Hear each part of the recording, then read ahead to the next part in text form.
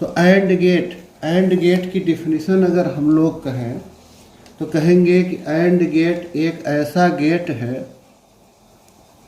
And gate एक ऐसा gate है, माने एक ऐसा डिजिटल परिपथ है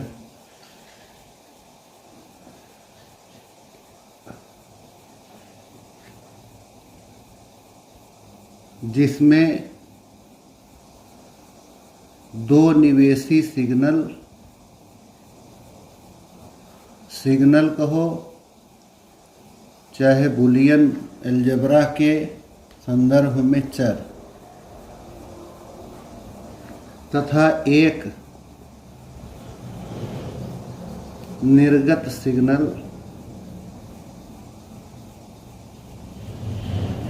या निर्गत चर होता है। यह दो निवेशी चरों ए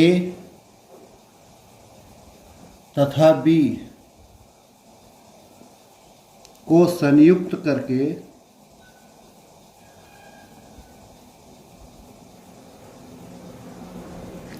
एक निर्गत चर y देता है।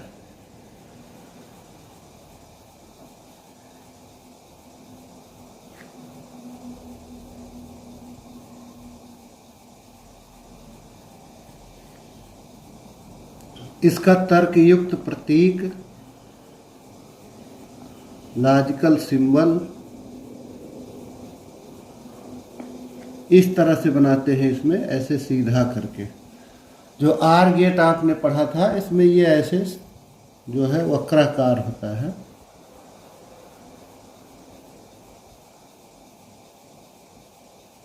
ये है एंड गेट, दो निवेशी सिग्नल या दो निवेशी चर हो गए और एक निर्गत चर होता है y। बुलियन व्यंजक इसका, बुलियन एक्सप्रेशन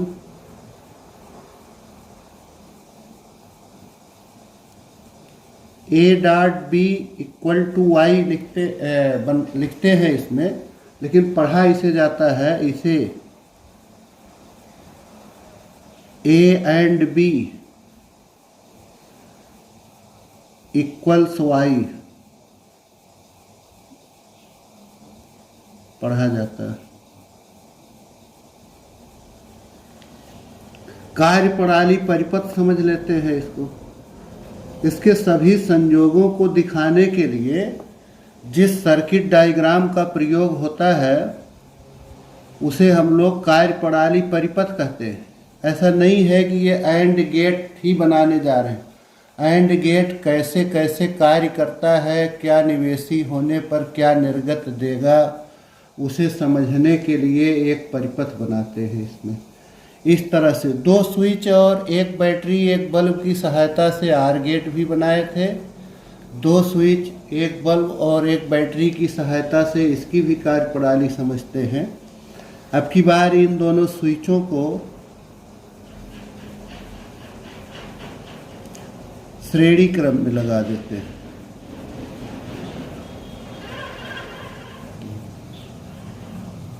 एक बैटरी जोड़ देंगे और एक बल्ब जोड़ देते हैं।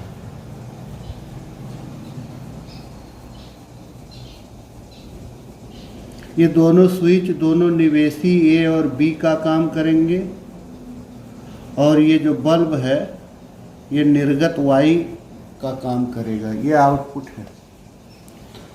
पहले भी बताया जा चुका है, जब ये स्विच खुले हुए होंगे तो 0 स्तर डिनोट करेंगे, बंद होंगे तो 1 स्तर माना जाएगा, बाइनरी अंक 1 से निरूपित करेंगे।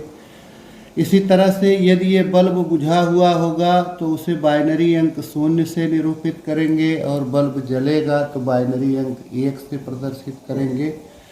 तो देखिए 4 स्थितियां यहाँ हो सकती हैं। पहली स्थिति मैं आपको बता दूं, फिर लिख देता हूँ। पहली स्थिति ये है कि यदि स्विच ए और स्विच बी दोनों खुले हुए हों तो इस बैटरी की धारा आगे बल्ब तक नहीं जा सकेगी, इसलिए बल्ब बुझा हुआ रहेगा।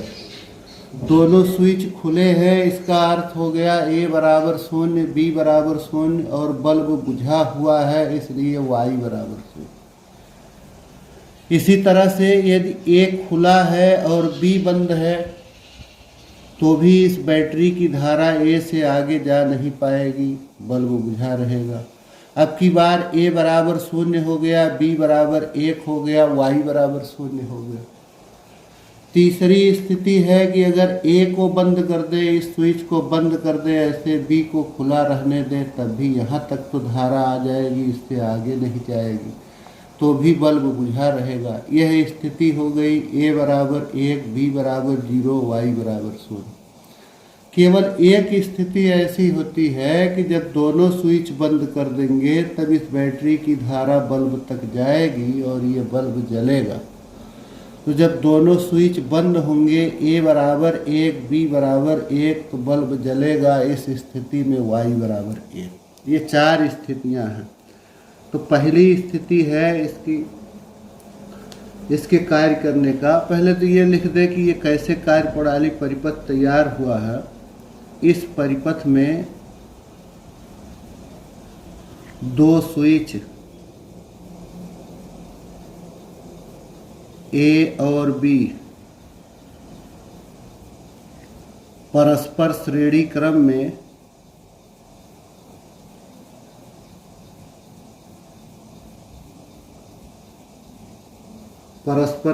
क्रम में लगे हैं तथा वह एक बैटरी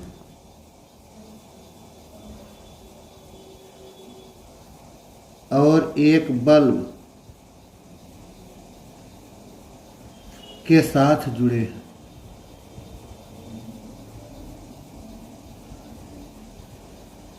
अब देखिए 4 स्थितियां कौन सी हैं। पहला है यदि दोनों स्विच खुले हैं, यदि दोनों स्विच खुले हैं,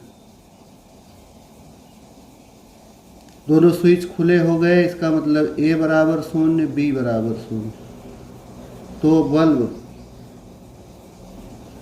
बुझा रहेगा। बल्ब बुझा रहेगा तो वाई बराबर हो गया 0। दूसरी स्थिति है यदि स्विच ए खुला है, स्विच ए खुला है तथा स्विच बी बंद है, तथा स्विच बी बंद है। ए खुला है तो ए बराबर 0, बी बंद है तो बी बराबर 1, तो भी बल्ब बुझा रहेगा। बल्ब बुझा रहेगा, इसका अर्थ हो गया वाई बराबर 0। तीसरी स्थिति है यदि स्विच ए बंद है तथा स्विच बी खुला है, तो भी ए बंद है, बी खुला है, इस स्थिति को कहेंगे ए बराबर 1, बी बराबर 0, तो भी बल्ब बुझा रहेगा।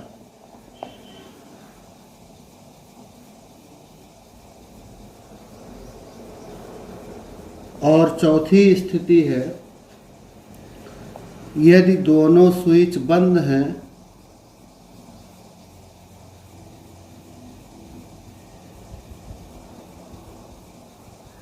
ए बराबर 1, बी बराबर 1, तो बल्ब जलेगा। यही एक स्थिति ऐसी है जिसमें बल्ब जलेगा, अर्थात वाई बराबर 1।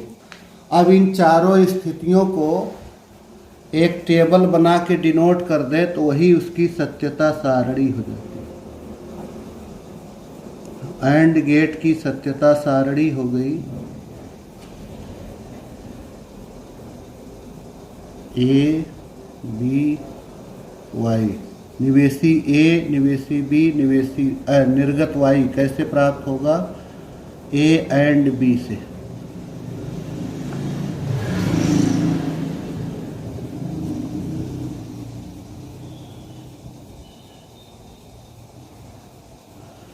पहली स्थिति दोनों स्विच खुला है, बल्ब बुझा है।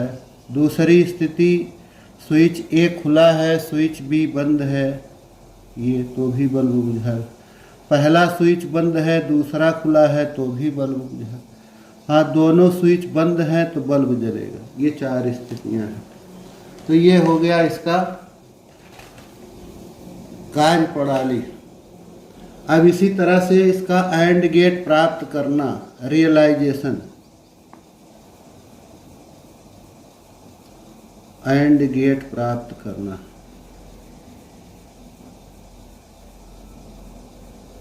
कैसे बनाते हैं?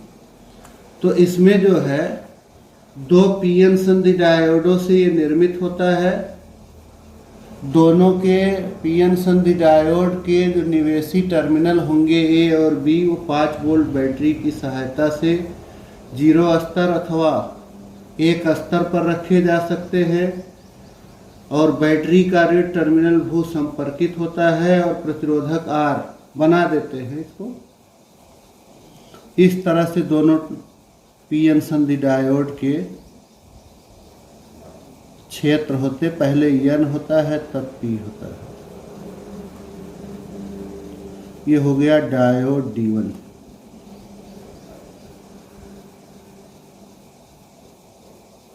इसी तरह से एक दूसरा भी है,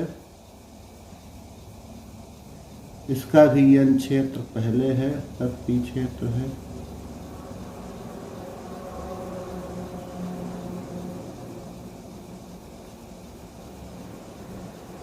ये हो गया डायोड D2।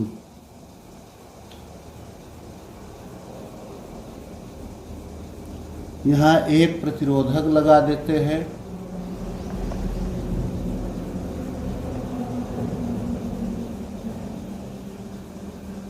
इस प्रतिरोधक R का दूसरा सिरा 5 वोल्ट बैटरी के धन टर्मिनल से जुड़ा होता है और इस 5 वोल्ट बैटरी का ऋण टर्मिनल भू संपर्कित होता है। 5 वोल्ट। यहीं से प्रतिरोधक R का ये जो सिरा C होता है, यही C सिरा निर्गत Y देता है। इस निर्गत Y का भी सिरा भू संपर्कित कर देते हैं।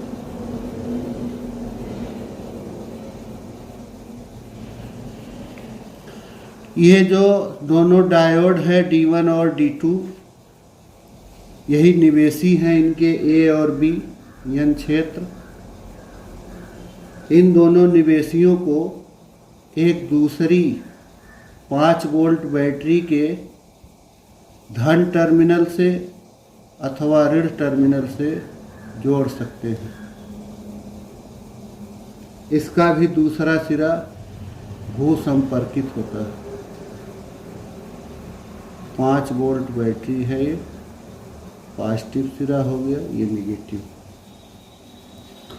तो देखिए, इसको लिखना है अब यहाँ हमें कि किस तरह से ये कार्य करता है।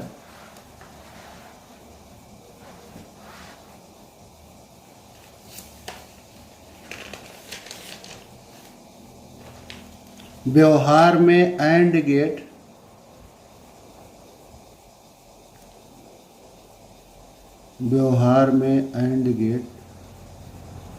दो पीएन संधि डायोडों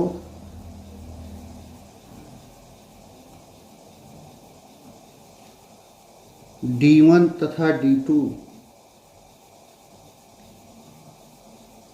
से निर्मित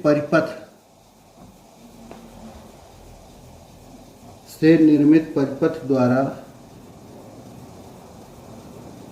प्राप्त किया जा सकता है या प्राप्त किया जाता है। इसमें निवेशी टर्मिनल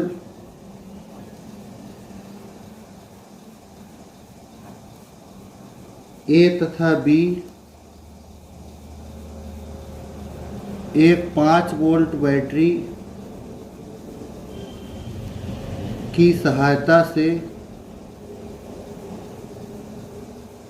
5 वोल्ट बैटरी की सहायता से 0 वोल्ट ऋण वाले सिरे से जोड़ दे तो ये 0 स्तर, अथवा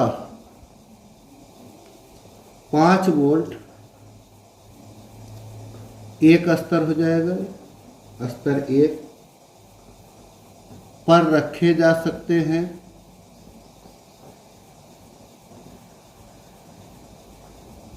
इस बैटरी का ऋण टर्मिनल भू संपर्कित होता है।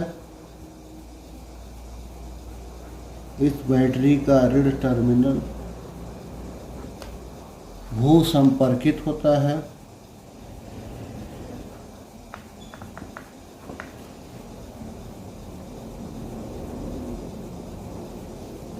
एक प्रतिरोधक R यहाँ, प्रतिरोधक R एक 5 वोल्ट बैटरी के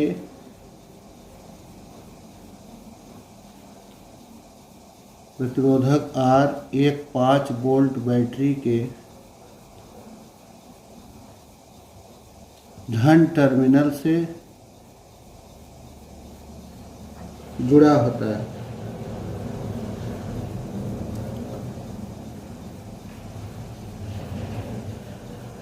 जुड़ा है यहाँ इस परिपथ में।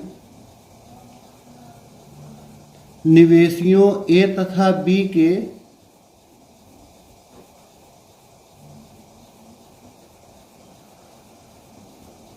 निम्नलिखित 4 संभव संयोग है। 4 संयोग बनता है इसमें। पहला बनता है कि अगर हम इसमें, देखिए इसको समझ लीजिए फिर लिख लेते हैं। पहला यही सत्यता सारणी देख करके हम लोग लिखते हैं कि कैसा काम करता है। ए और बी दोनों हमें शून्य स्तर पर चाहिए। कब शून्य स्तर पर होगा? जब इन्हें 0 वोल्ट दिया जाए या इस 5 वोल्ट बैटरी के ऋण टर्मिनल से जोड़ दिया जाए।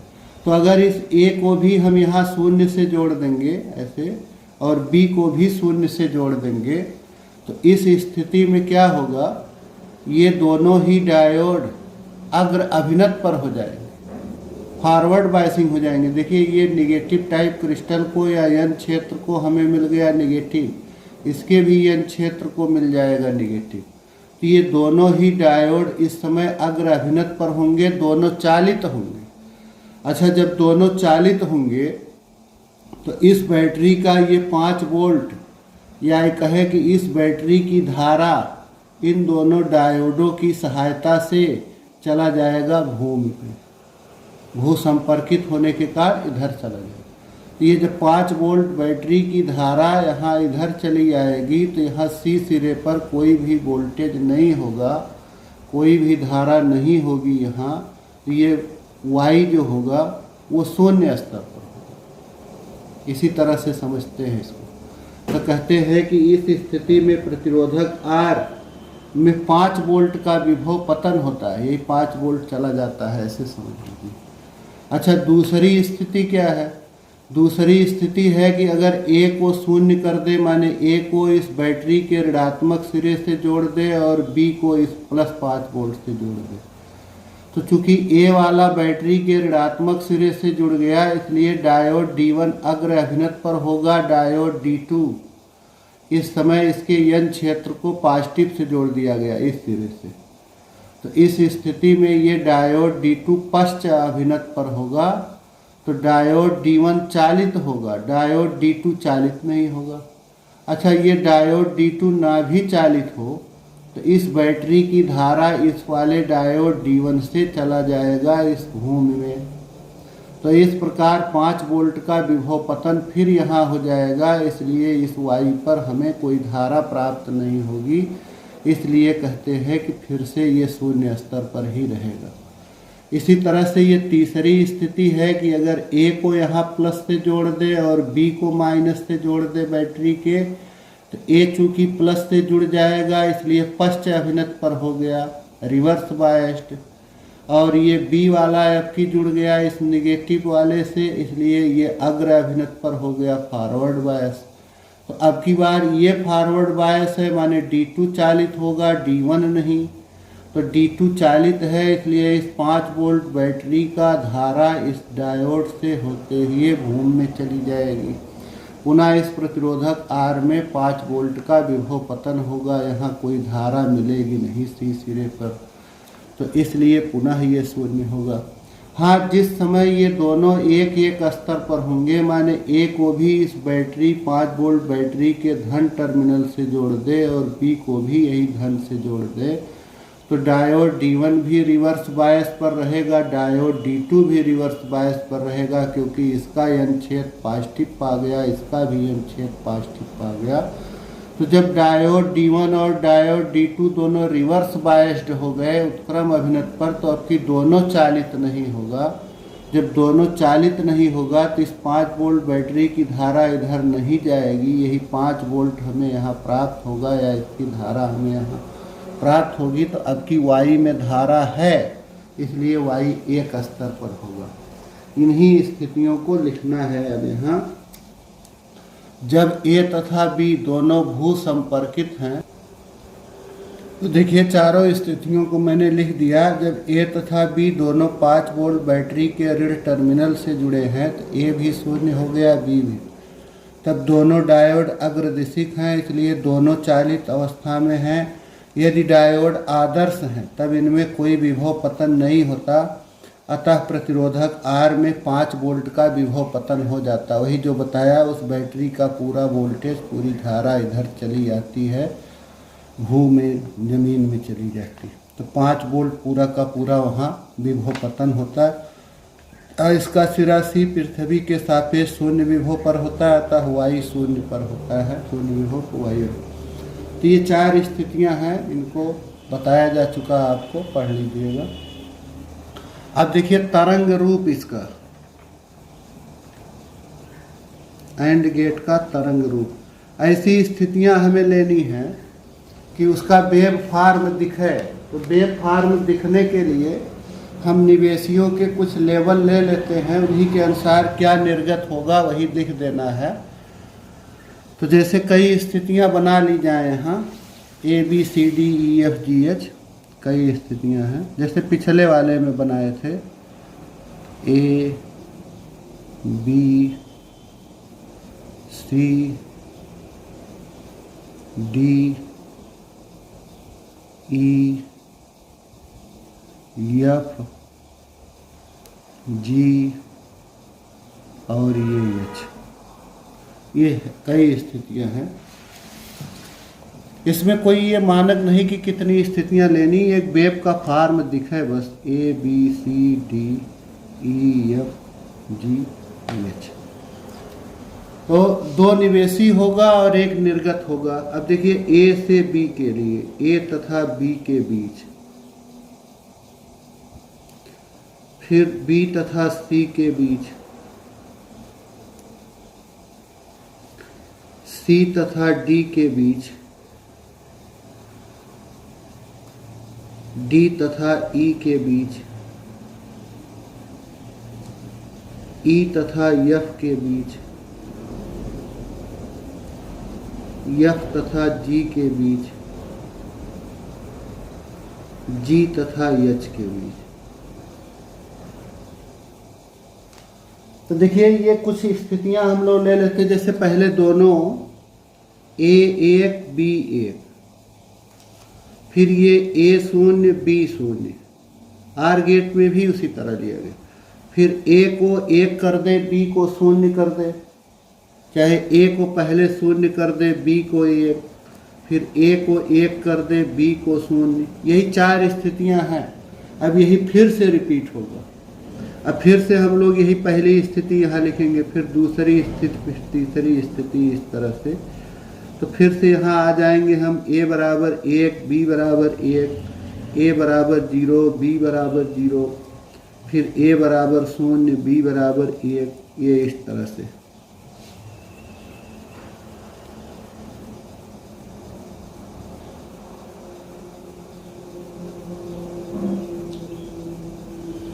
तो देखिए अपनी स्थितियों के अनुसार ए 1 होगा, बी 1 होगा, तो क्या होगा इस समय वाई जो होगा, यही एक स्थिति है जिसमें बल्ब जलता है। दोनों स्विच बंद रहेंगे तो बल्ब जलेगा। ए 0 बी 0 माने दोनों स्विच खुले हैं तो बल्ब बुझा हुआ रहेगा वाई 0। ए 0 बी 1 पहला वाला स्विच खुला है, दूसरा बंद है तो बल्ब बुझा रहेगा। पहला बंद है, दूसरा खुला है तो बल्ब बुझा रहेगा। फिर से दोनों स्विच बंद हैं तो बल्ब जलेगा, y बराबर 1। दोनों खुले हैं तो बल्ब बुझा रहेगा। पहला बंद है, पहला खुला है, दूसरा बंद है तो भी बल्ब बुझा रहेगा। अब इन्हीं स्थितियों को देख लेते हैं। देखिए ए का एक लेवल हम लोग 1 मानेंगे, यहाँ है ए और एक स्थिति 0। इसी तरह से बी वाला लेंगे कि बी का ये एक लेवल है। इसी तरह निर्गत वाई का भी ले लेंगे, ये निर्गत वाई है। ये दोनों निवेशी हैं और ये निर्गत।